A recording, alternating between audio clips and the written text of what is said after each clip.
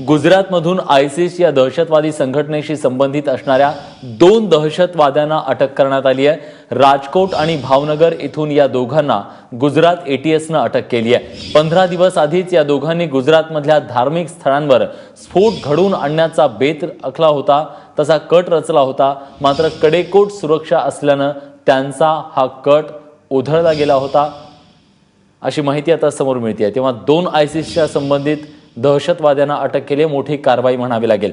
प्रशांत कदम आता आपल्या सोबत आहेत। प्रशांत, काय अधिक माहिती? विलास, जगभरामध्ये दहशतवादाचं थैमान घालणाऱ्या आयसिस या संघटनेचे खरं तर संदिग्ध अतिरेकी जे आहेत ते याआधी भारतात सापडलेले होते।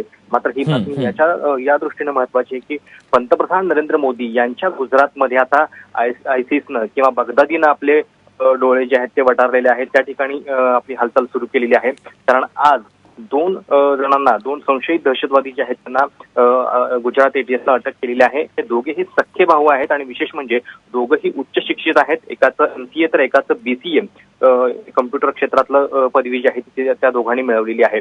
गन पावडर आणि इतर जे स्फोटक बनवण्यासाठी साहित्य लागतं ते या दोघांच्याकडून पोलिसांनी जप्त केलेलं आहे।